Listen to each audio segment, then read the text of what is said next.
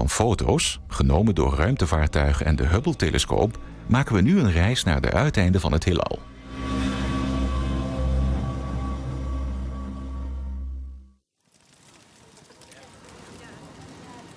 This is our world. A warm, comfortable, familiar place. But walk away from the fire and look up. Our thoughts soon leave home.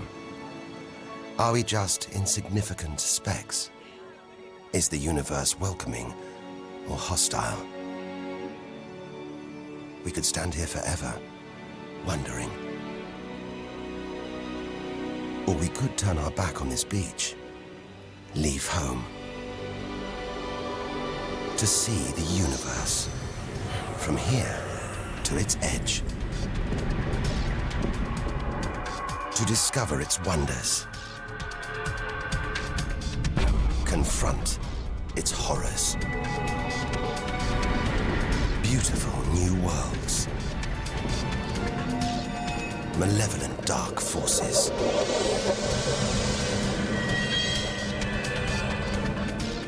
the beginning of time, the end of the world. Would we have the courage to see it through? Or would we run for home? There's only one way to find out.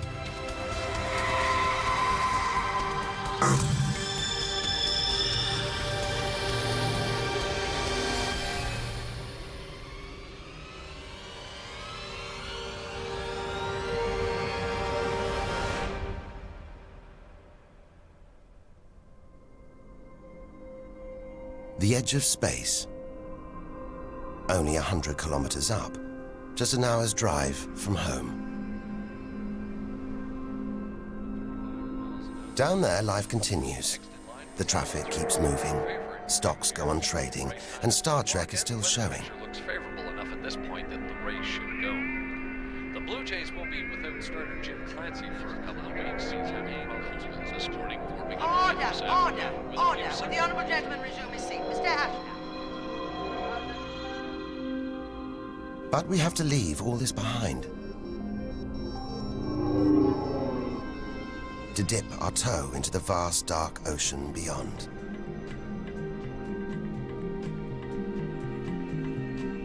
Into the shallows. Not too far from home. Onto the moon.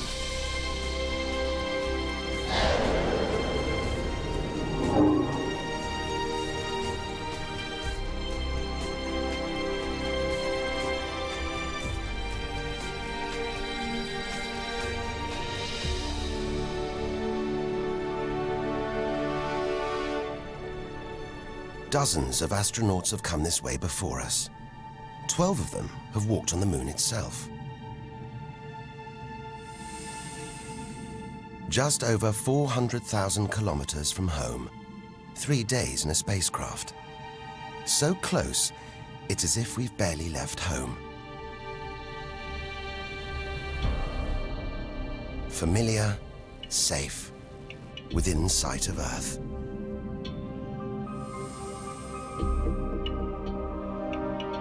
It looks like a deserted battlefield, bombarded by millions of meteoroids and asteroids. But it's quieter now. It's obvious there've been no major collisions for millions of years.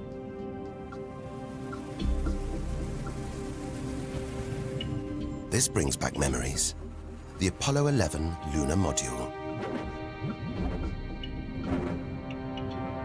Neil Armstrong's first footprints. Looks like they were made yesterday. There's no air to change them. They should survive for millions of years. Maybe longer than us.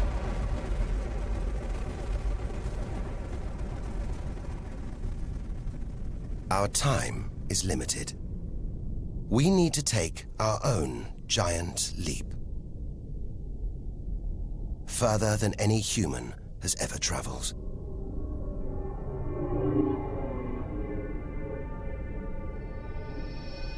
Out of the darkness, a friendly face. the goddess of love. Venus. The morning star, the evening star. Sometimes she welcomes the new day in the east. Others, she says goodnight in the west. The planet's spectacular yellow clouds reflect the sunlight. That's why this is the solar system's brightest planet. A sister to our planet. She's about the same size and gravity as Earth. We should be safe here. But the Venus Express space probe is telling us these dazzling clouds are made of deadly sulfuric acid, that the planet's atmosphere is choked with carbon dioxide. It's ringing alarm bells.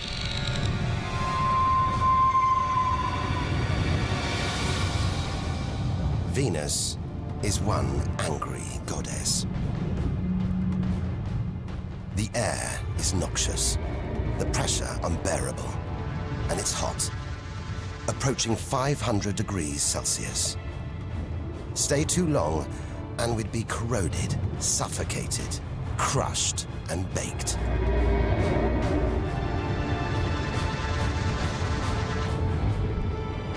Nothing can survive here. Like this. It's a Soviet Venera robotic probe. Its heavy armor's been wrecked by the extreme atmosphere.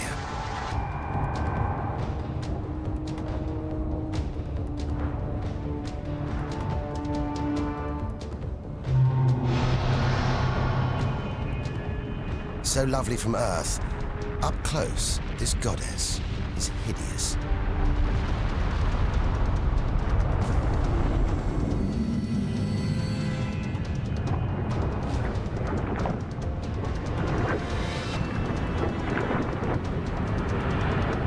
She's the sister from hell, pockmarked by thousands of volcanoes.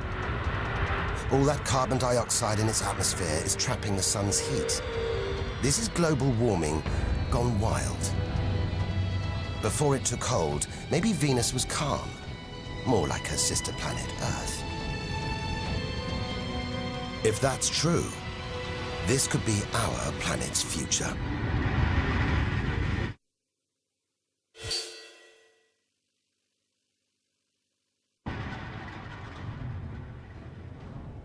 Beginning to think we shouldn't be out here, that we should turn back. But there's something hypnotic about the sun. Like Medusa, too terrible to look at, too powerful to resist, luring us onwards. On, like a moth to a flame. Dwarfed by, scorched by the sun, it's Mercury. Get too close to the sun, this is what happens. Temperatures swing wildly here. At night, it's minus 170 degrees. Come midday, it's 400 plus. Burnt, frozen, and look at those scars. A sign that Mercury had a violent past. The Messenger space probe. It's telling us something strange. For its size, this little planet has a powerful gravitational pull. It must be heavier than it looks. It's like a huge ball of iron, covered with a thin veneer of rock, the core of what was once a much larger planet. Maybe a stray planet slammed into Mercury, blasting away its outer layers in a deadly game of cosmic pinball. Whole planets on the loose, destroying anything in their path, even entire planets. And we're in the middle of it. Vulnerable, exposed, small. Everything is telling us to turn back. But who could defy this? The sun, in all its mesmerizing splendor. Our light, our lives. Everything we do is controlled by the sun, depends on it. And more than that, it's the Greek god Helios driving his chariot across the sky. The Egyptian god Ra, reborn every day, the summer solstice sun rising at Stonehenge. For millions of years, this was as close as it got to staring into the face of God. 150 million kilometers from home, a 20-year journey by plane. Switch it off, and it's so far away, we wouldn't know about it for a whole 8 minutes. It's so big, you could fit 1 million Earths inside it. So heavy, its gravity controls the entire solar system.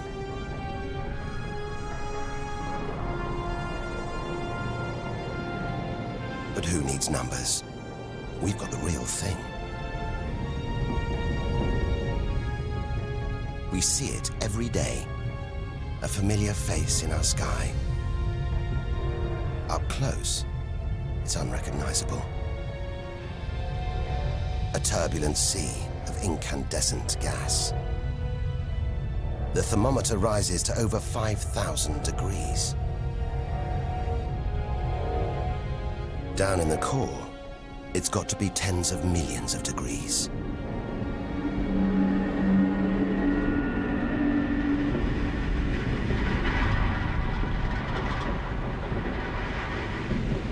Hot enough to trigger a nuclear reaction, turning millions of tons of matter into energy every second. More than all the energy ever made by mankind. Back home, we see this energy as light, feel it as heat. But up close, there's nothing comforting about the sun. It's so full of electrical and magnetic activity, it's bursting out in these huge incandescent gas loops called prominences. Each one releasing more energy than 10 million volcanoes. You could get the Earth through one of these loops and still have tens of thousands of kilometers to spare.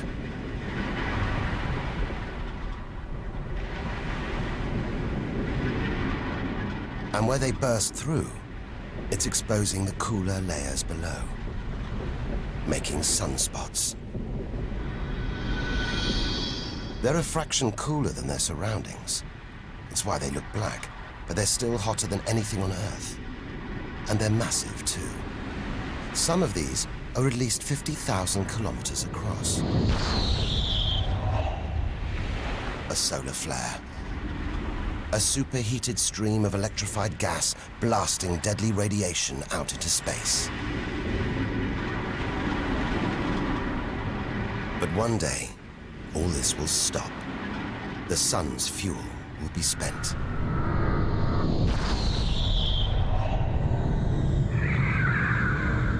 When it dies, that'll be it for the Earth as well. This God creates life and destroys it, demands we keep our distance.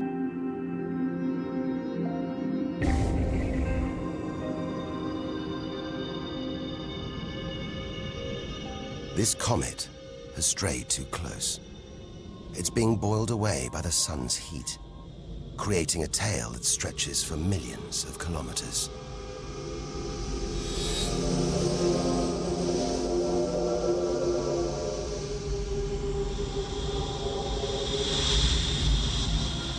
It's freezing in here.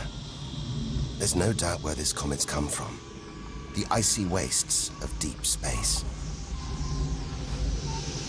But look at all this steam, the geysers and dust. It's the sun again, melting the comet's frozen heart.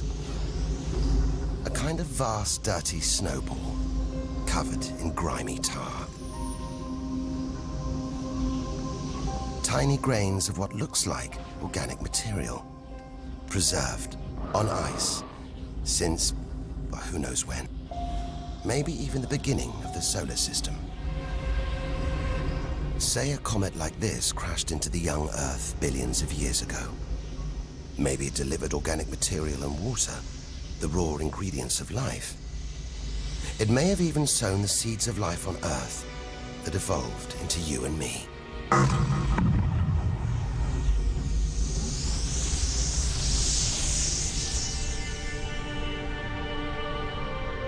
But say it crashed into the Earth now. Think of the dinosaurs, wiped out by a comet or asteroid strike. It's only a question of time. Eventually, one day, unless we can find a way to protect ourselves, we'll go the way of the dinosaurs. The Earth is safe. For now. But if life on Earth was obliterated, we'd be stuck out here, homeless, adrift in a hostile universe. We'd need to find another home. Among the millions, billions of planets, there must be one that's not too hot, not too cold, with air, sunlight, water, where, like Goldilocks, we could comfortably live.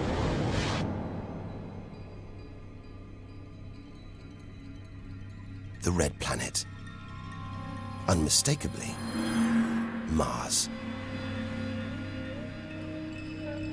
For centuries, we've looked to Mars for company, for signs of life.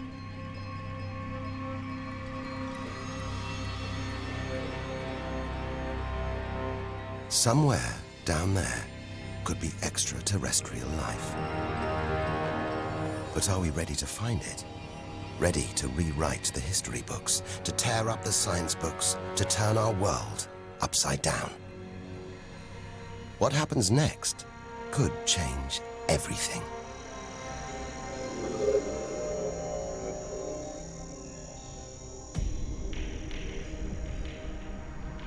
More than any other planet, Mars captures our imagination. Think of sci-fi films, comics. What follows? Martians. It's all just fiction, right? But what if there really is something here? If there is, it's living on a dead planet. The processes that make Earth habitable shut down hundreds of millions of years ago here. Red and dead. Mars is a giant fossil.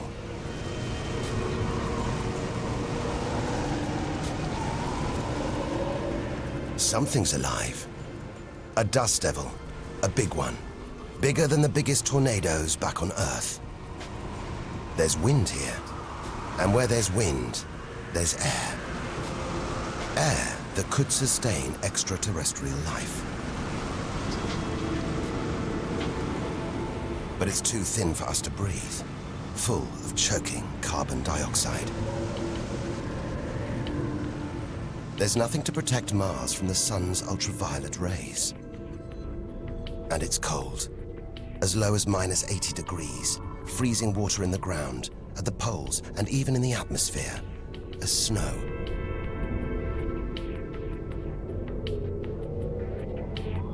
It's hard to believe anything could live here. But on Earth, there are creatures that survive in extreme cold, heat, and even in the deepest ocean trenches. It's as though life is a virus. It adapts, spreads. Maybe we're carrying the virus of life across the universe right now. Even in the most extreme conditions, life usually finds a way. But on a dead planet, with no geological activity to replenish the minerals and nutrients in its soil, no heat to melt its frozen water, and all this dust, it's hard to see where we're going.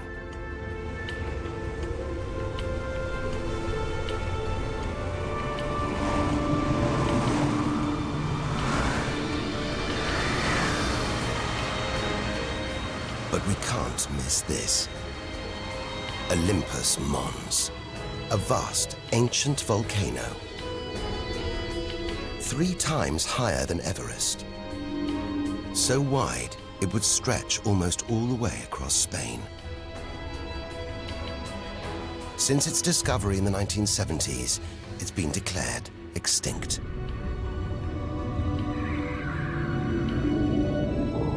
It looks like there's something happening on its slopes.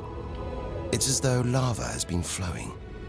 But any lava flows should be long dead, obliterated by meteorite impacts. Unless this monster isn't dead after all. If it's not, there could be molten magma beneath the crust right now. this changes everything. Volcanic activity could be melting frozen water in the soil, recycling minerals and nutrients, creating conditions for life to exist.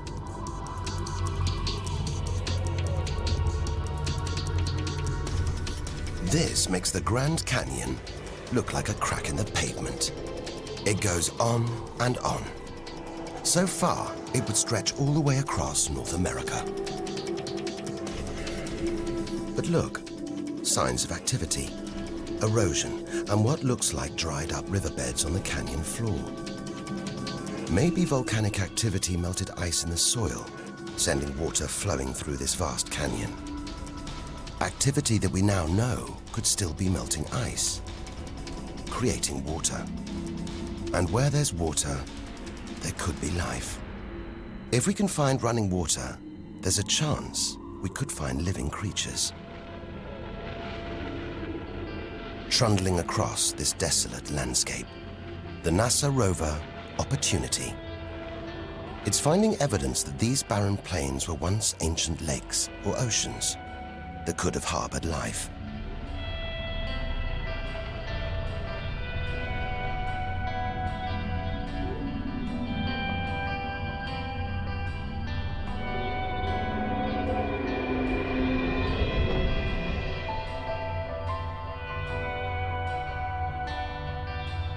Look at these gullies. When probes orbiting Mars pass over them, they keep spotting new ones. More proof that Mars is alive and kicking. That there may be water flowing beneath the surface, creating these gullies. Water which could be sustaining Martian life.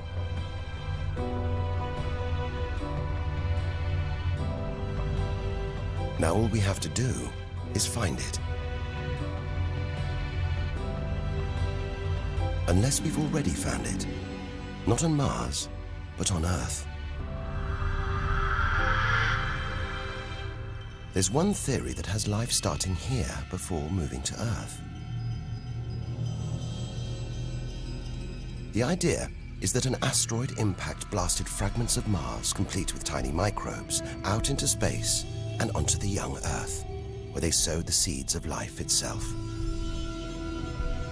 No wonder we find Mars fascinating. It could be our ancestral home. If it's true, it means we're all Martians.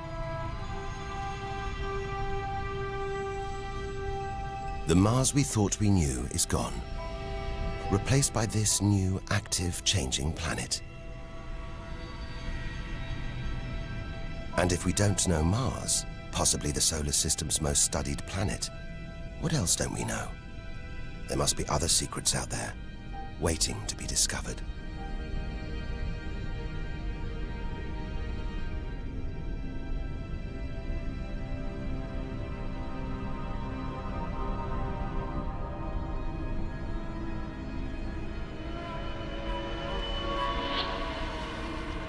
This is getting scary.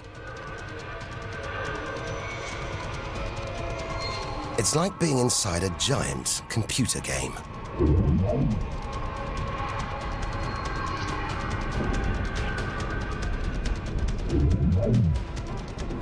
But these are all too real.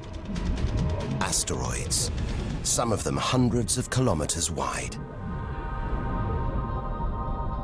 This one must be about 30 kilometers long. And look, perched on it, a space probe. Can't have been easy parking on an asteroid traveling at 80,000 kilometers an hour. It's a lot of effort to investigate some rubble. Rubble that regularly collides, breaking up and raining down on Earth as meteorites. Magical tokens, supernatural omens, and more than that. Turns out it was rubble like this that came together to make the planets, including our own.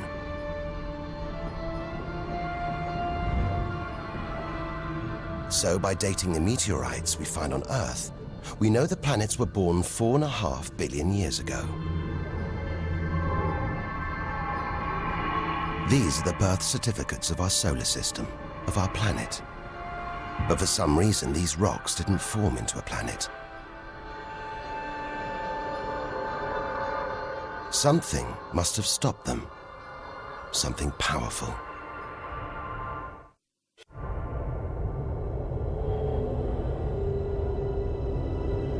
Jupiter. What a monster. At least 1,000 times bigger than Earth. So vast, you could fit all the other planets inside it. Something this big is going to have a major effect on its neighbors. Its gravity is stopping the asteroids from forming a planet. And just look at it. It's stunning.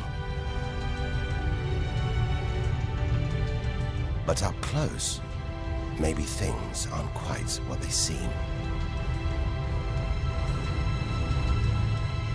This huge planet is almost all gas. Land here, and we'd sink through its layers, maybe never hitting a solid surface. And Jupiter's good looks, the product of extreme violence. It's spinning at a huge rate, whipping up winds to hundreds of kilometers an hour, contorting the clouds into stripes, eddies, whirlpools. And this, the legendary Great Red Spot. The biggest, most violent storm in the solar system. At least 3 times the size of Earth. It's been raging for over 300 years. All those churning clouds have sparked an electrical storm. Just one bolt is 10,000 times more intense than any at home.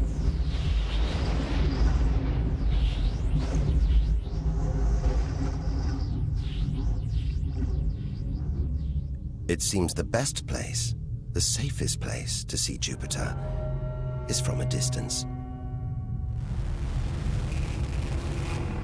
That's just beautiful, dancing round the poles like the aurora back home. But the Geiger counter is going wild. It seems even these are deadly, generated by lethal radiation pulled from space by Jupiter's powerful magnetic field. We're beginning to realize out here, nothing is what it seems. The universe is full of contradictions, deceptions, traps. Right now, we need a safe haven, somewhere to find our feet, catch our breath. Maybe this, the multicolored moon Io, is it?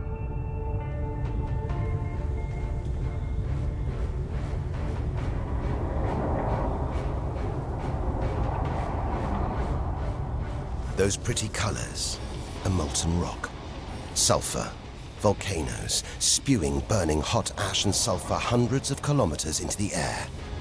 This is no safe haven. This is the most volatile place we've seen since the sun. Our magical journey to the edge of the universe is turning into a desperate flight. We've got to keep believing, hoping that amidst the dangers, there are wonders waiting to be discovered.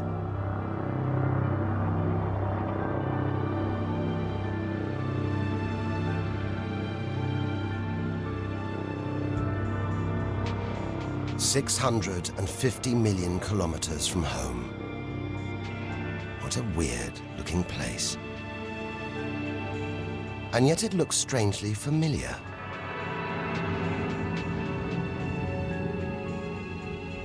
A bit like the Arctic with all that ice, all those ridges and cracks.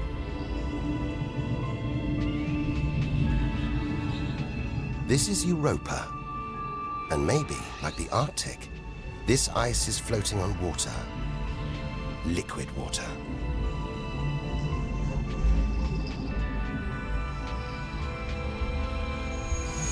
It's an intriguing thought. But we're 800 million kilometers from the sun. Surely Europa is frozen solid.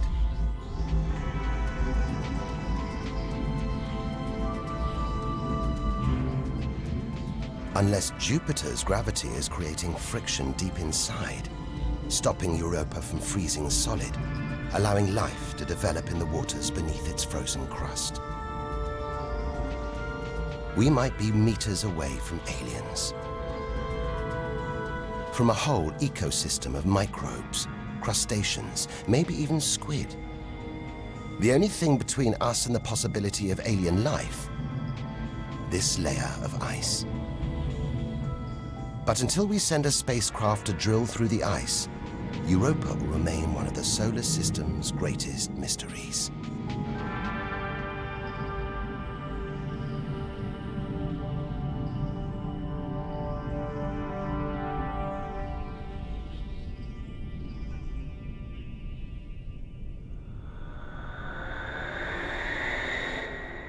It's captivated our imaginations, haunted our dreams. And here it is, spinning before our eyes. Saturn, the jewel in the solar system's crown. Seeing it makes everything we've experienced worthwhile. There's something magical about Saturn. A giant ball of gas, so light it would float on water. Its spectacular rings would stretch almost from Earth to the Moon, but they're just a few hundred meters deep. That's the Cassini orbiter. It's picking up ghostly radio emissions, probably generated by auroras around Saturn's poles. This is the real music of the spheres. And Cassini is telling us these rings are probably all that's left of a moon shattered by Saturn's gravitational pull. Incomparable beauty from total destruction.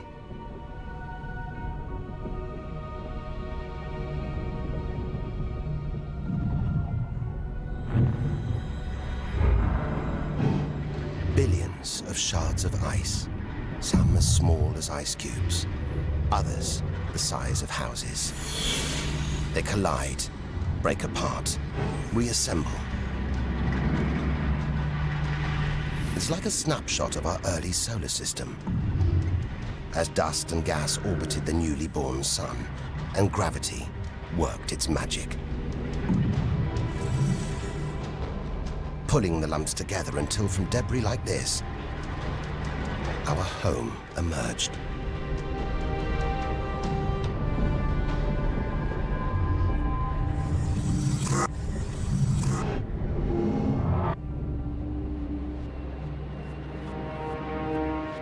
We could stay here forever, gazing at Saturn's seductive allure. But we have to drag ourselves away. We've got so much further to go, so much more to learn. Which isn't easy when the largest object in sight is this moon, wrapped in thick clouds. Titan.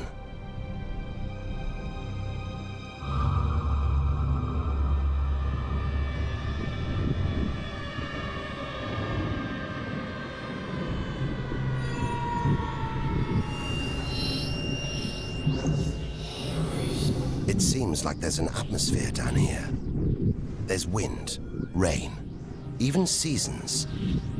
And look at these rivers, lakes and oceans. It's the most similar place to Earth we've seen so far. Maybe it was worth tearing ourselves away from Saturn after all. Except that's not water. That's liquid natural gas. There must be hundreds of times more natural gas here than all the Earth's oil and gas reserves. If we could get it home, it could power our cities, fuel our cars for thousands of years. Or maybe, one day, we could use it here to fuel a colony. Assuming there isn't life on Titan already. The Huygens space probe, dropped onto Titan's surface from Cassini, is here to find out. It's telling us there are organic materials in the soil, but it's so cold, minus 180 degrees. There's no way these could come together to form life. Unless Titan warms up. The sun is predicted to get hotter. When it does, maybe life will spring up here, just like it did on Earth billions of years ago. As the Earth gets too hot for us, maybe we'll move to Titan. One day we might call this distant place home.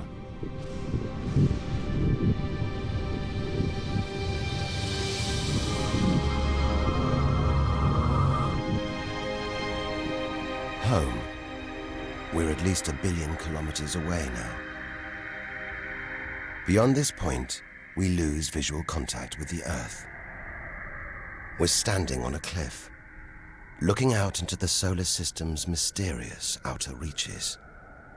If we want to understand the universe, to reach its edge, we have to jump.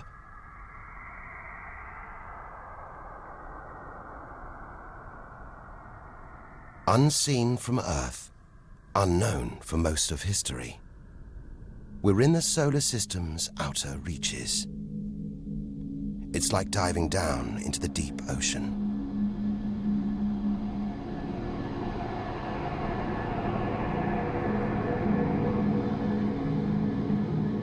Those rings. It looks like Uranus has been tilted off its axis, toppled over by a stray planet.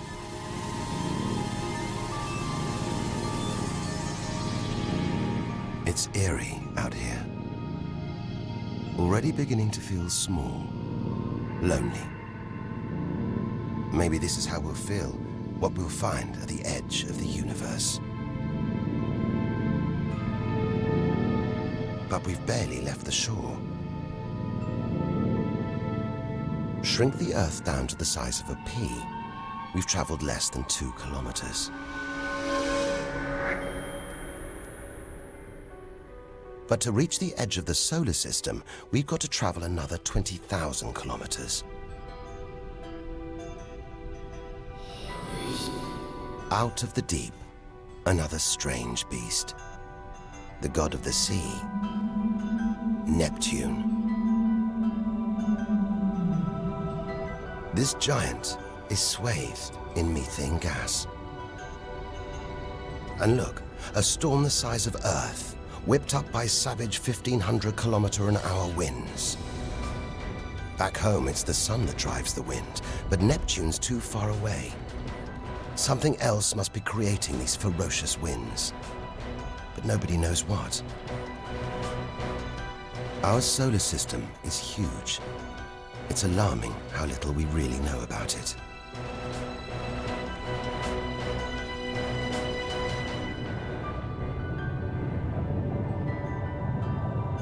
Plunging deeper, something to cling to. After all those balls of gas, a solid moon. Triton. Solid, but not stable. Just look at these geysers, cosmic chimneys pumping out strange soot. And this moon is going round Neptune in the opposite direction to the planet's spin. A cosmic battle of wills that this angry moon is always going to lose. Neptune's massive gravity is pulling on Triton, slowing it down, reeling it in.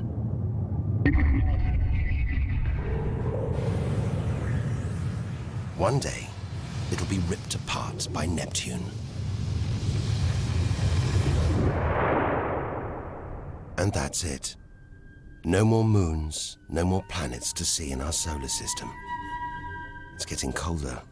We're getting further from the sun, slipping from the grip of its gravitational tentacles. But look at all this. It's not a void. It's teeming with frozen rocks, icy spheres, like Pluto. Until recently, it seemed Pluto was alone. Beyond it, nothing. We were wrong. More frozen worlds. Discoveries so new, nobody can agree what to call them. Plutinos, ice dwarfs, cubanos. Whatever the name, the implications are the same. Our solar system isn't the neat model we thought it was. Over 13 billion kilometers from home, the most distant thing ever seen to orbit the Sun, another small icy world called Sedna, discovered in 2003. Its orbit takes 10,000 years and sends it 130 billion kilometers from the Sun. Hang on. There's something else out here. 16 billion kilometers from home, the space probe Voyager 1. If it wasn't for this bundle of aluminium and antennae, we'd have no images of the giant planets, no clue about their strange moons. It's traveling 20 times faster than a bullet, sending messages home.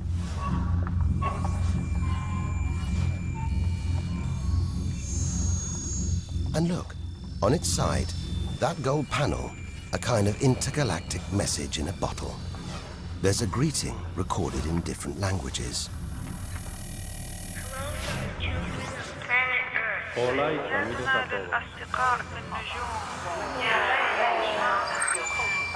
And a map showing how to find our solar system. But if you're in the jungle, is it wise to call out? Anyone, anything could hear our call, find out where we live, and come knocking, friendly or not. A cloud of cosmic icebergs stretching for what seems like forever. They look like the comet we saw earlier. Maybe it started life out here, until something dislodged it, sending it towards the Sun, just like the comets that may have planted life on Earth billions of years ago. And seeing all this ice, maybe they carried water to Earth too. It's an astonishing thought. The water in the oceans, in your coffee, even in your body, all from this distant celestial ice machine.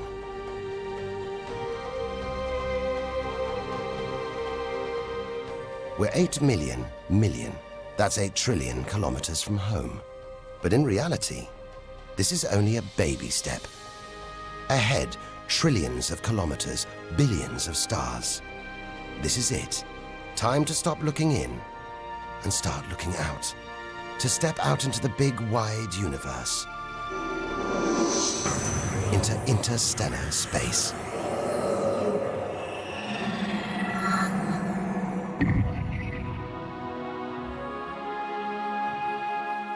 Interstellar space. Far beyond our solar system. What a view. Billions of stars like our own sun, many with planets, many of those with moons.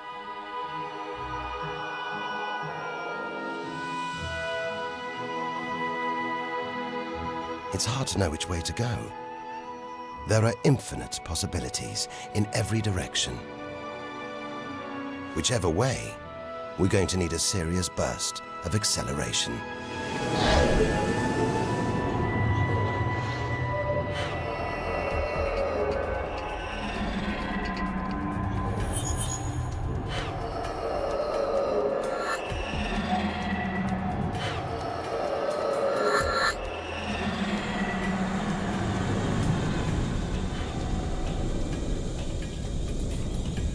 $40 trillion kilometers from home.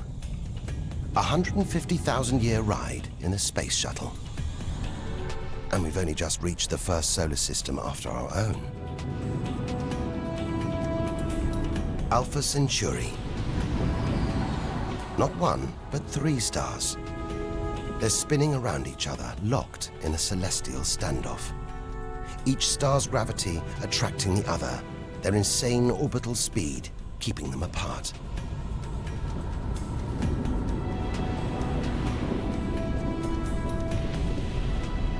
Get between them, and we could be flung into the face of one of these stars. Vaporized, trillions of kilometers from home, So far, the kilometers are becoming meaningless. We're going to have to talk in light years. A beam of light takes 1 year to travel 10 trillion kilometers. So 40 trillion kilometers is 4 light years from home. It's crazy. Distances so vast, they're almost beyond comprehension.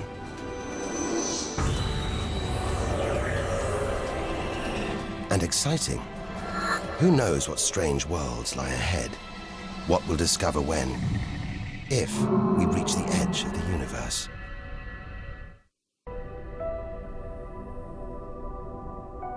"10 light years from Earth, the star Epsilon Eridani. What spectacular rings of dust and ice, and somewhere in there, planets forming out of the debris, being born before our eyes.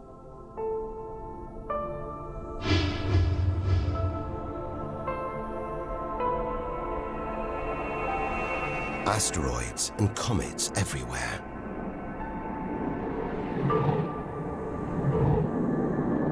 We could almost be looking at our own solar system billions of years ago, with comets delivering organic molecules, water to these young planets, kick-starting life just as they may have done on Earth.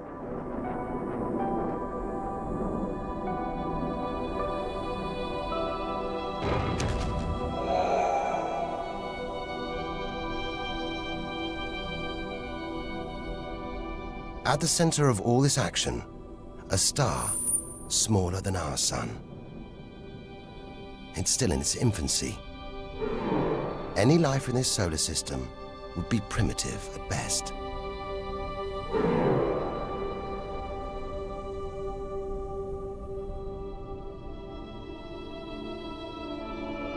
There must be more mature, developed solar systems out here. But finding them is like looking for a needle in a cosmic haystack.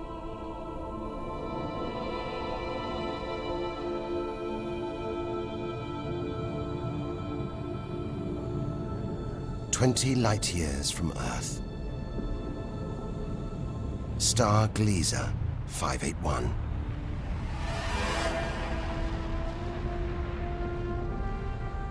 It's about the same age as our sun.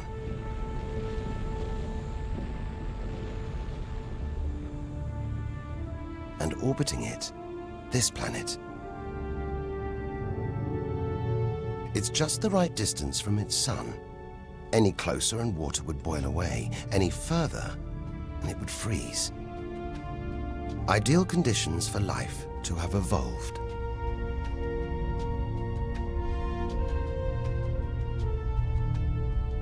And if comets have struck, delivering water and organic materials, then life, complex beings like us, even civilizations like our own, could be down there, right now. And if there are, even at this distance, they could be tuning into our TV signals, watching shows from 20 years ago. And here's your host, Joe Duckman. But until future generations can find a way of communicating over these vast distances, all we can do is speculate. Us and them, living parallel lives, unaware of each other's existence. Unless life has been and gone.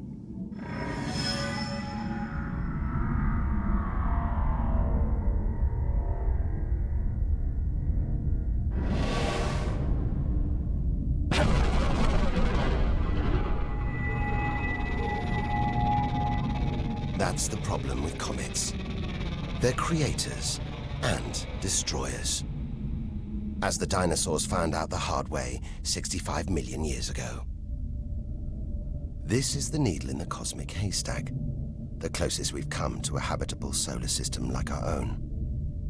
But it's a chance encounter. There could be hundreds, millions more solar systems like this out here. Or none at all.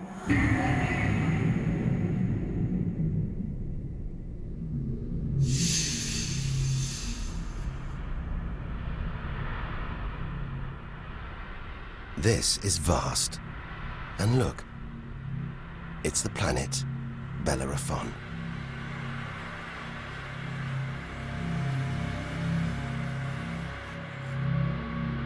So close to its own sun, it's a miracle it was discovered at all. Problem is, from Earth, we can't see planets this far out. They're obscured by the brilliance of their neighboring stars. But the planets have a minute gravitational pull on those stars. Measure these tiny movements trillions of kilometers away, and we can prove they exist. That's how we tracked down Bellerophon in the 1990s, opening the floodgates to the discovery of hundreds of other distant planets. 65 light years from Earth. Tune in on this bright star, and you'd pick up TV signals from Hitler's Berlin Olympics. Verkünde die Spiele von Berlin zur Feier der 11. Olympiade neuer Zeitrechnung als eröffnet.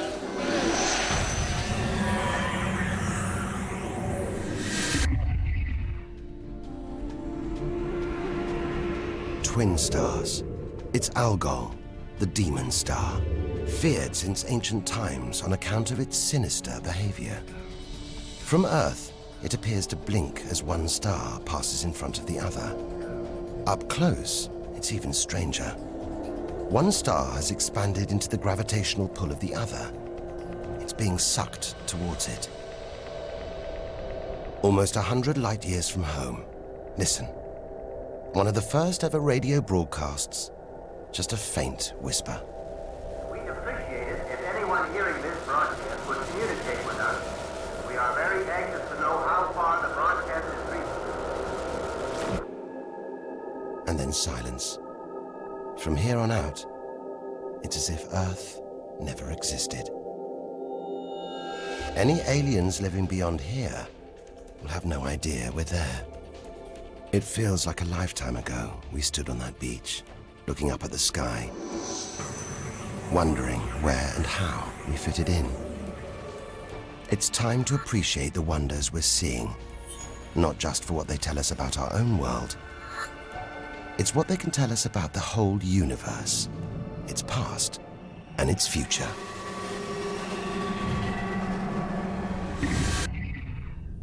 Deep inside our galaxy, the Milky Way, a vast celestial library, each star a book with a story to tell. It's all here, waiting for us to lift the cover. The seven sisters, daughters of the ancient Greek god Atlas, transformed into stars to comfort their father as he held the heavens on his shoulders.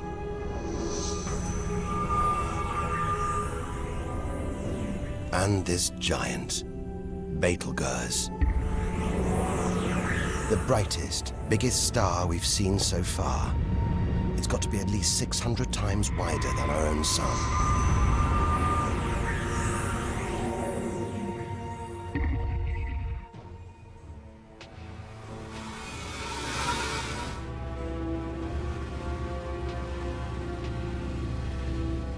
But this, it's not a star. Not a planet. Not like anything we've ever seen.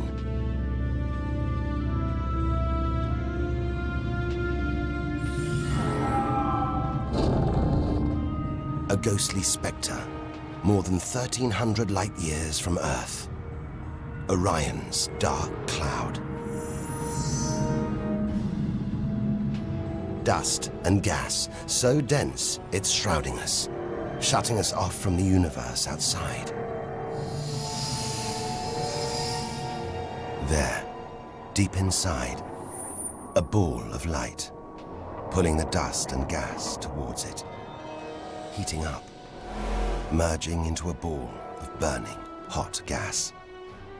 Like a star, like our sun, in miniature. It's millions of degrees inside it. So hot, it's beginning to trigger nuclear reactions, the kind that keep our sun shining. Making energy, radiation, light. A star is being born.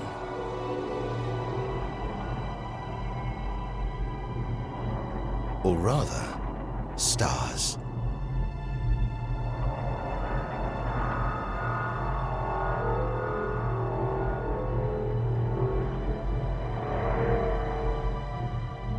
Orion's dark cloud is a vast star factory. We're witnessing the birth of the future universe.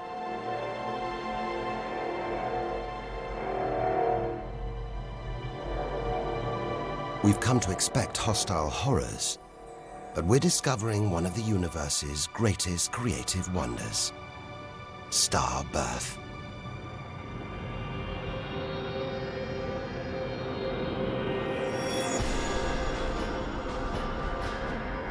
Perhaps we spoke too soon.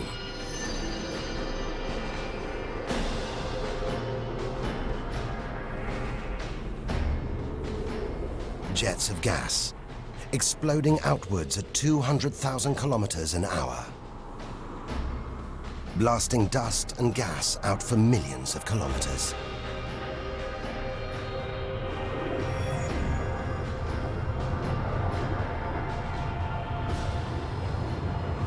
It's unbelievably violent. But look at the results. It's beyond words. Nebula. Vast glowing clouds of gas hanging in space. With no wind out here, they'll take thousands of years to disperse. They seem to be forming a vast stellar sculpture. It makes you realize nature is more than a scientist, an engineer. It's an artist on the grandest of scales. We've seen some strange sights, but this is a masterpiece. A giant horse's head rearing up in space. Stars are born, grow up, and then what? Do they die? Do they slip quietly into the night, or go out with a bang?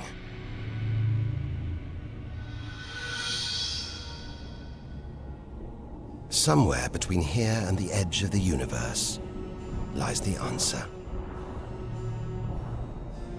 Nearly 4,000 light years further, luminous clouds suspended in space, encircling what was once a star like our own sun. All that's left of it are these brightly colored gases. Elements formed by nuclear fusion deep inside the star, released into space on its death. Green and violet, hydrogen and helium, the raw materials of the universe. Red and blue, nitrogen and oxygen, the building blocks of life on Earth. For us to live, stars like this had to die. The oxygen in our lungs, the nitrogen in our DNA, it was all produced by nuclear fusion in stars that died long before the Earth was even born. We are made of stellar nuclear waste. Our family tree begins here.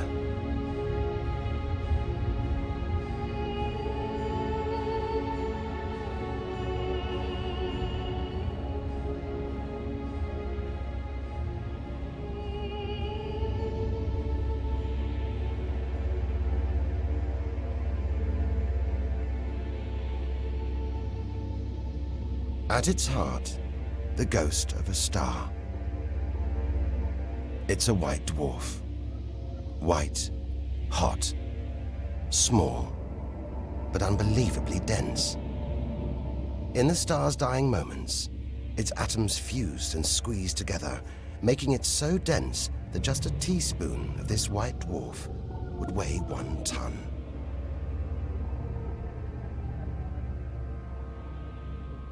It's a chilling premonition of our sun's fate. 6 billion years from now, it'll become a white dwarf. Its death will herald the end of life on Earth. It makes you wonder how many other worlds have been and gone. Stories left untold. Celestial books lost forever.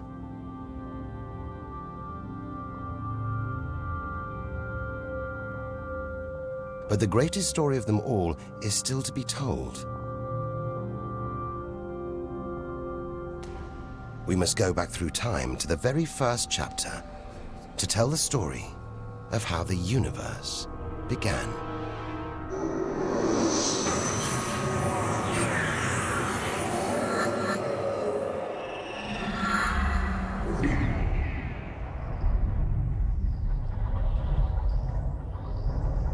The scattered remains of a dead star. A nebula, the Crab Nebula. We're 6,000 light years from home, deep inside a stellar graveyard. We've learned so much, seen things we'd never have believed possible. Now, sights like this, wonders once beyond imagination, we take in our stride. We're ready. Ready to face whatever lies ahead. Determined to reach the edge of the universe. It looks dead, but maybe this is just the calm after the storm. After a massive explosion. Powerful enough to turn a huge star into a cloud of dust and gas. A supernova.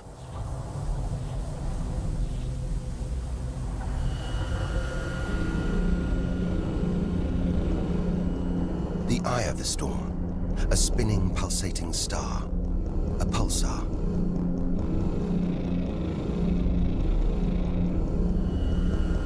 Gravity must have squeezed the giant star's core down to this.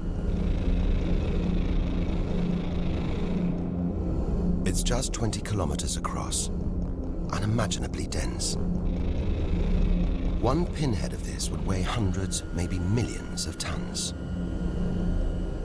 As it shrank, like a figure skater spinning on the spot, arms outstretched, then pulling them in, it began to spin faster. Two beams of light, energy, radiation, spinning 30 times a second, powering the huge cloud of dust and gas. There's so much radiation here, more even than on the sun.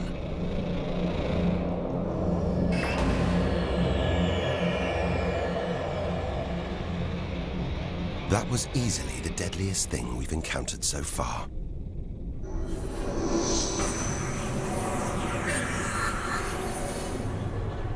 Once, it would have terrified us.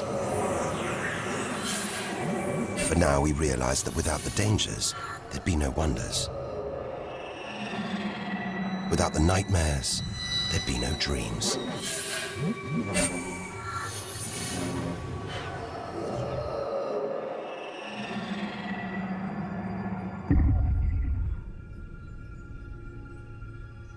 Getting a strange sensation.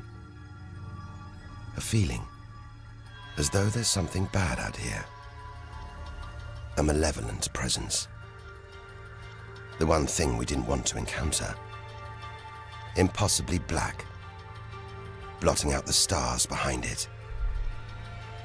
We are staring into the face of extinction.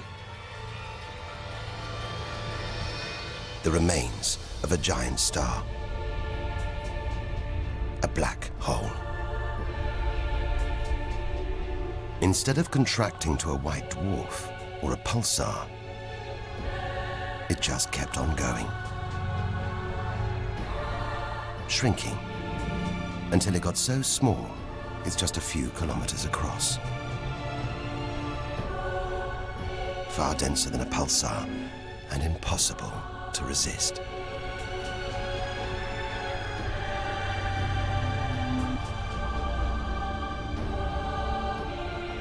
Stray too close, and there's no turning back.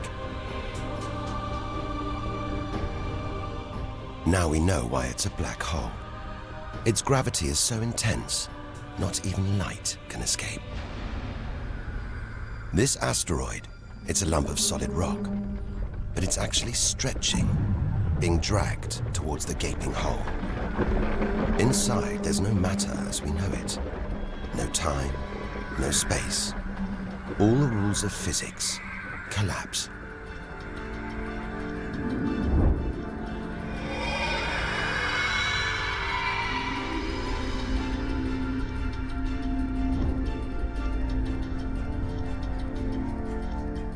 The asteroid is gone.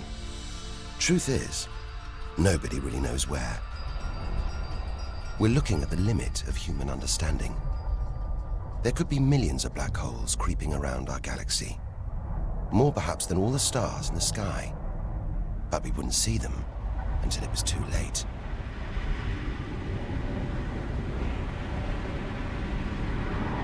Like this star, spiraling, disappearing down an invisible plug hole.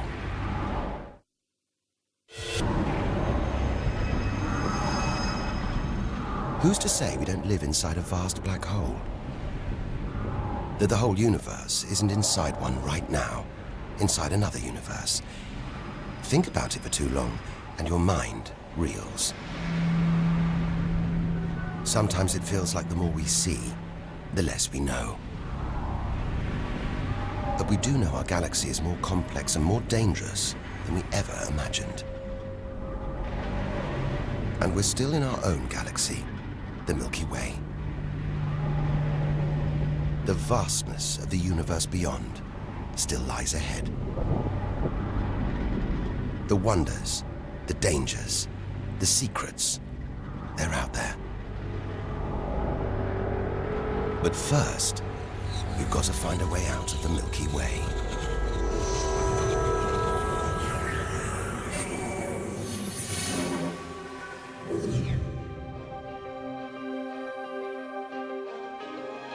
"7,000 light years from home, still deep inside our own galaxy. It's as though we're in a forest thick with trees, each so beautiful, so fascinating. It's impossible to look beyond, to see the bigger picture. We have to find a way through, reach the clearing at the galaxy's edge. Only then can we begin to understand where it and we all began. But faced with sights like this, it's hard to leave. A colossal glowing cloud topped by these great towers of dust. The pillars of creation. Like a gateway into the far galaxy. Both pillars studded with tiny protrusions. Embryonic star systems. Each one the size of our solar system. Another monument to nature's astonishing creativity. We have to ignore its captivating beauty, its siren song, tear ourselves away, in order to carry onwards towards the edge of the galaxy.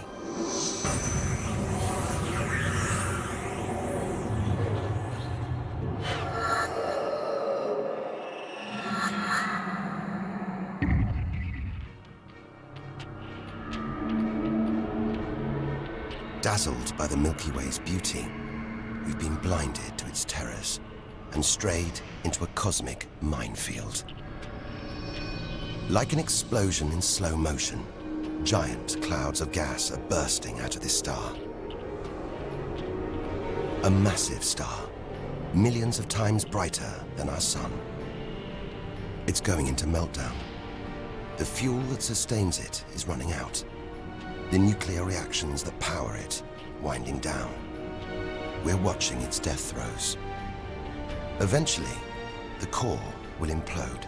The result, a new black hole.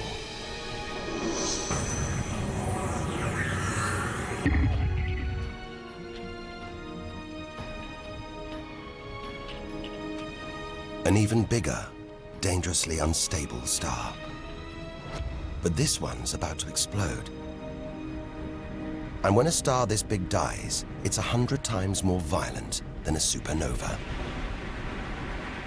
Somehow we've stumbled into the most violent star death imaginable. A hypernova.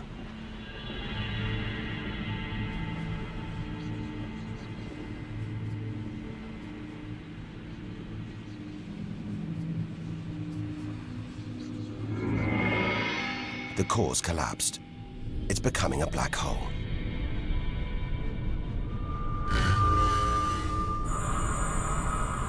And that's the shockwave, surging through the star, ripping its outer layers into space.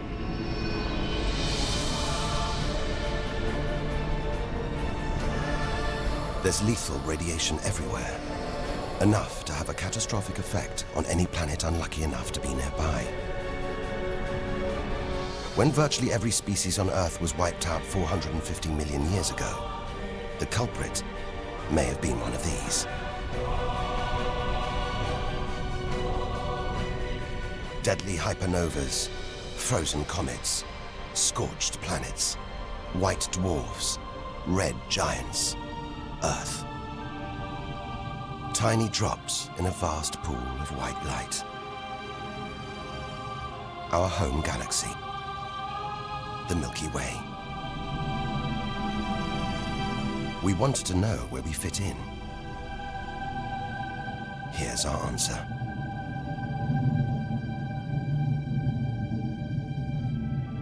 Civilizations, past and present. Everyone that's ever lived. The smallest bug, the highest mountain, all of it invisible. Not even a tiny speck.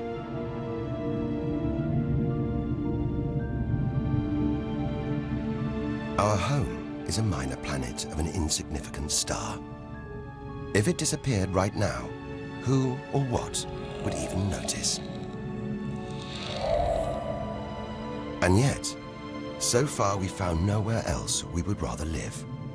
Nowhere we could live. It's only now, far from home, that we're beginning to truly appreciate it.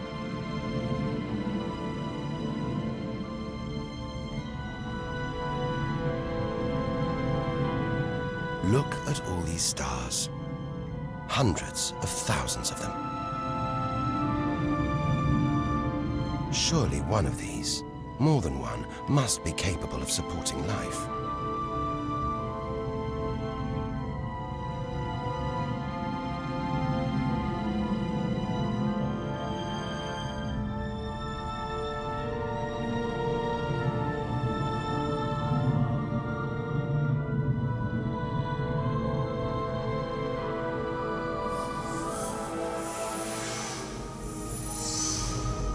Maybe here, in this swarm of stars, the Great Cluster.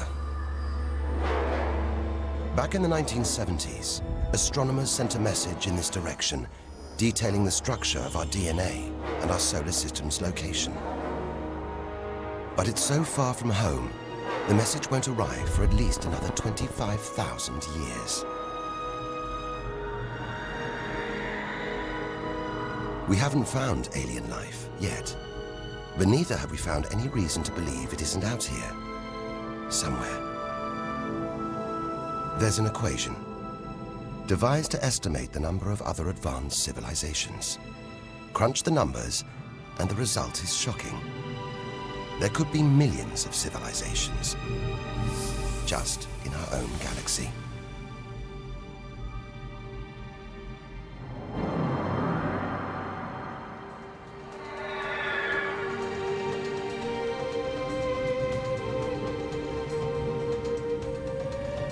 Everything we have seen so far is inside the Milky Way. Now here's our chance to see other galaxies, to glimpse the even bigger picture, and perhaps to answer the ultimate question: where does all this come from? We are now ready to leave our solar system, our galaxy, and enter intergalactic space.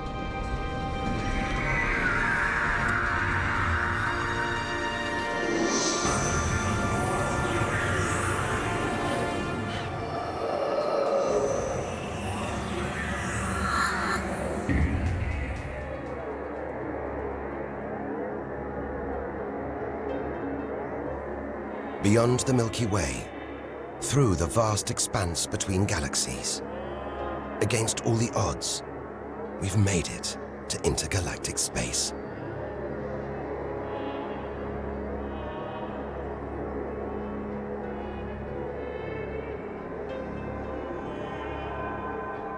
Out here, there's no horizon in sight. Even the closest galaxies are millions of light years away. The remains of galaxies ripped apart by the Milky Way's huge gravitational pull. Scattered through, nothing.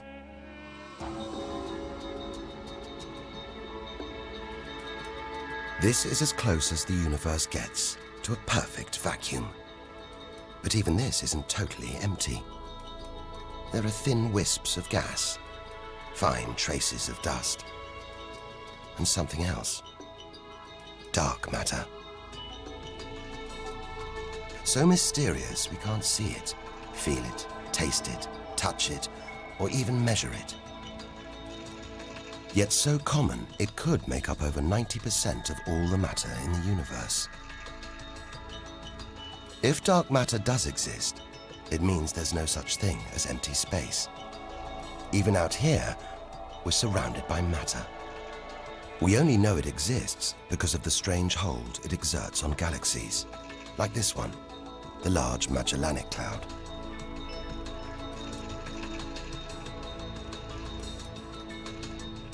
More than 6 billion years into today's fastest spacecraft, 160,000 light years from the Milky Way, at the edge of its gravitational reach. This galaxy should spin off into space, but something is holding it here. Something invisible, powerful, dark matter. Stars, clusters of stars, nebulae. It's a vast astronomical treasure house.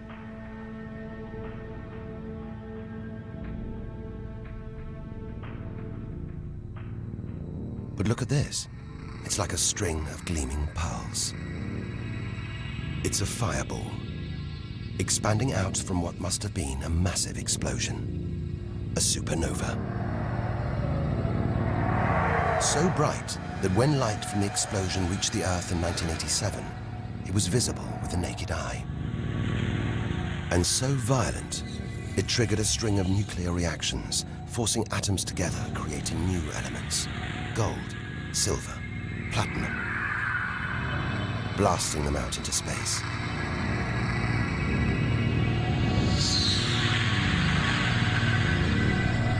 The gold in the ring on your finger was forged in a massive supernova like this, trillions of kilometers away, billions of years ago. Before we left home, the universe seems separate. Something out there, up in the sky. We were wrong. The story of the universe is the story of every one of us.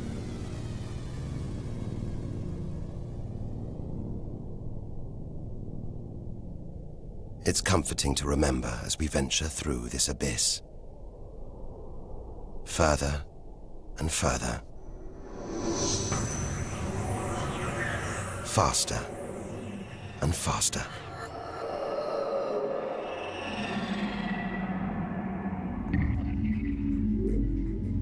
The Andromeda Galaxy, 2.5 million light years away. It's moving through space at nearly 1 million kilometers an hour. Everything in space is moving apart like shrapnel from an explosion. We're seeing this galaxy as it was when our ape-like ancestors first walked across the African plains.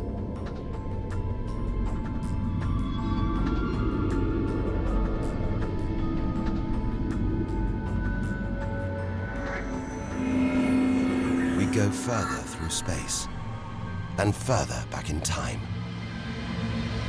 This doesn't look right. A whole galaxy exploding. The only thing large enough to cause an explosion on this scale has to be another galaxy.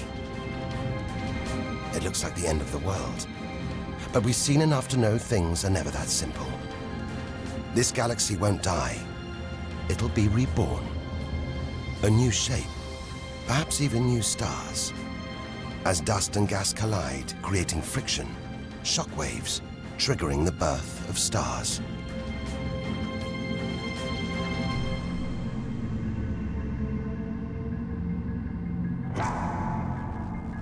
There's order in this chaos, a pattern behind the infinite variety, an endless cycle of birth and death, creation and destruction. It's a pattern woven through the vast fabric of space that binds each of these galaxies. There are billions of galaxies in the universe, each with billions, even trillions of stars. Possibly more stars than there are grains of sand on all the beaches on Earth. And all of these are just the stars that exist now. What about the stars that have been and gone? All the stars being born, yet to be born. We're finally beginning to see the big picture, and it's grander than we ever imagined. This galaxy, the huge pinwheel galaxy, is so far from Earth that if we send a message home now, it'll take 27 million years to get there. Who knows whether our species, our planet, will still be around to receive it? Most likely not.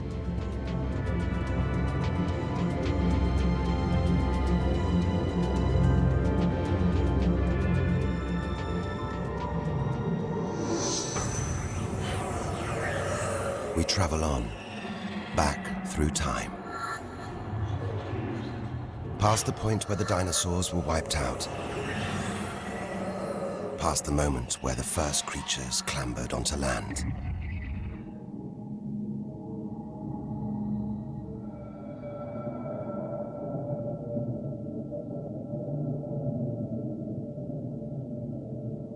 "2 billion light years from home. Closing in on the edge of the universe, going back to the beginning of time. This isn't a galaxy. It's brighter than hundreds of galaxies put together.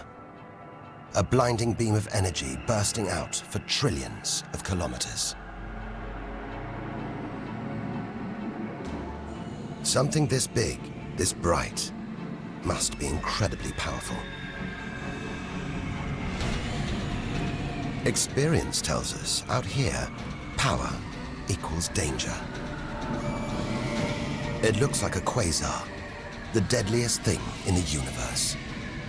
If it is, then our journey could be over, just as the end is almost in sight.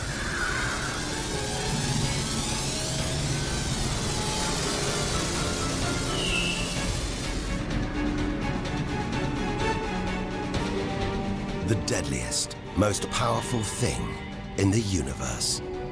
A quasar. A swirling cauldron of super-hot gas, brighter than hundreds of galaxies.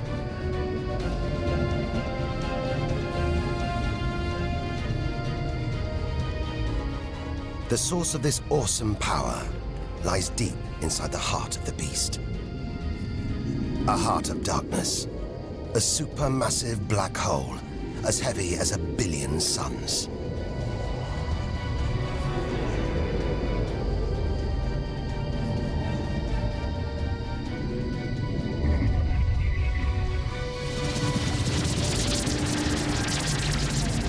It's ripping apart whole stars, sucking their gases into the quasar, devouring them, until they're nothing, lost forever from the visible universe.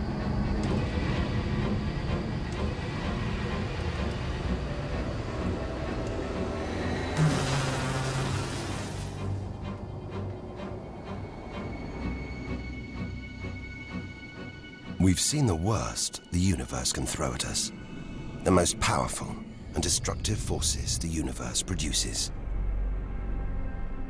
Now it's on to the very edge of the universe. It's almost within reach.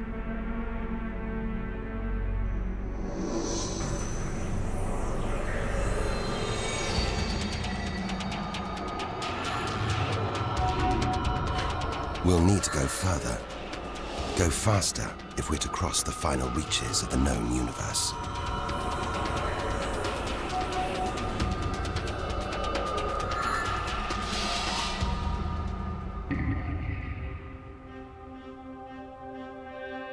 "8 billion light years from home.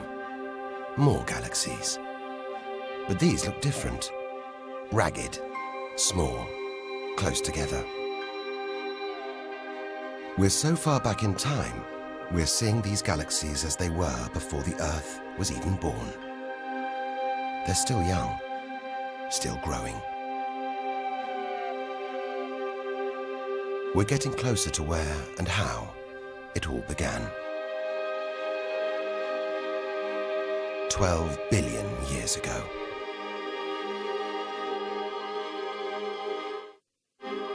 Look at the galaxies now. They're more like primitive plankton floating in a vast, dark ocean.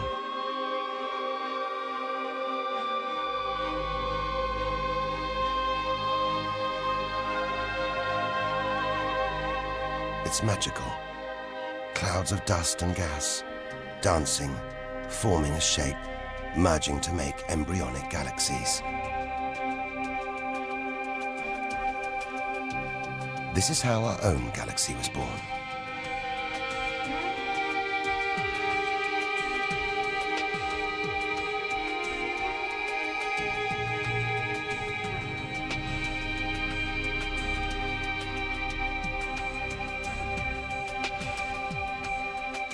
They're disappearing. We've gone back before the stars were born, into a cosmic dark age. And before that, light. The afterglow from a massive explosion. The explosion which created the known universe.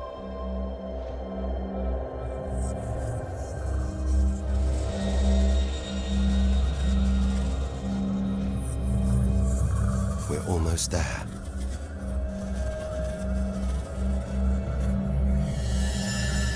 This is it.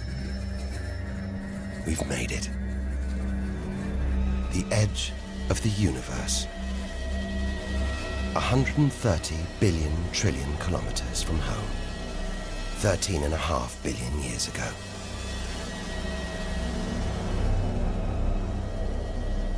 The very instant of the Big Bang. The most violent, most creative moment in history. Everything that's ever happened follows from this moment.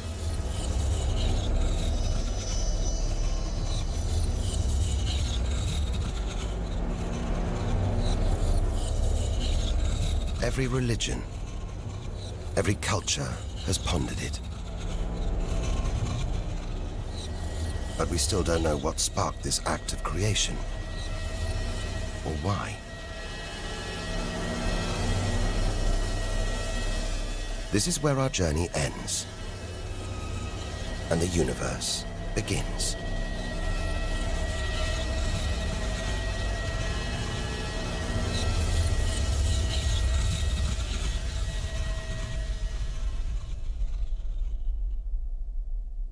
An infinitely hot, small, dense point erupts.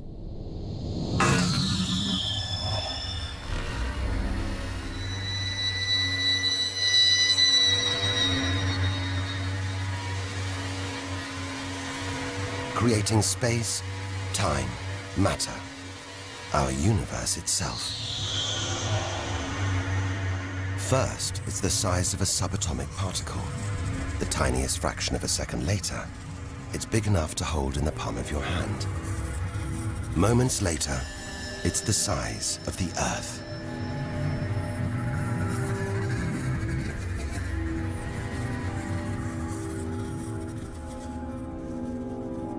Today, the light from the Big Bang is still spreading out as a hiss of radio static.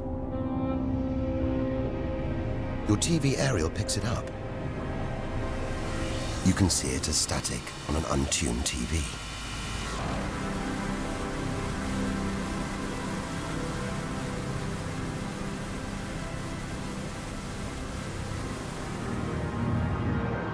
We go on, forwards through time, riding the blast wave.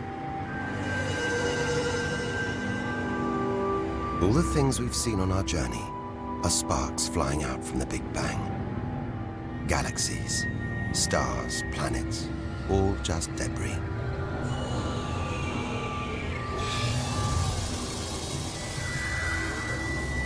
back through our galaxy.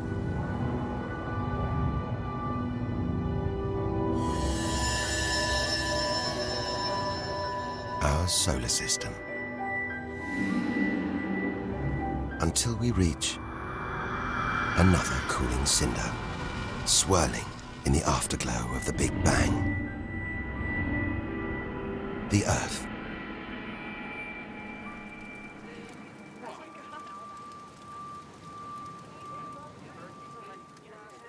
We had to go back to the past to see our future.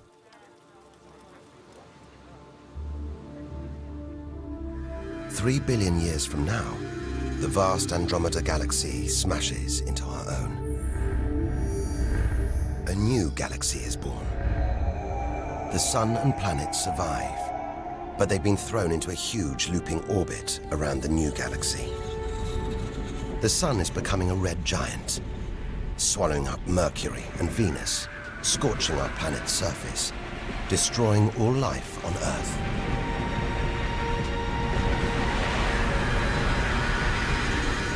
The sun dies, shrinking to a white dwarf. Neighboring stars are dying too, being replaced by white dwarfs, pulsars, black holes. The lights are going down on the galaxy.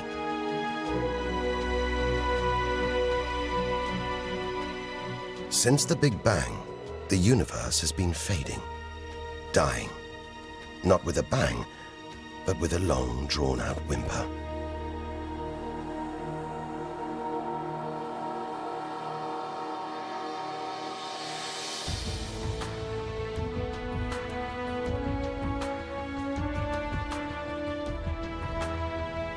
But there could be a way out, an escape route from our dying universe. It might be possible for our distant descendants to find a shortcut through space and time. A wormhole. If there are other universes, it could take our descendants from our doomed universe into a parallel one, where they could find another Earth, still in the prime of life. If they're lucky enough, they will live on in a new universe. A new home.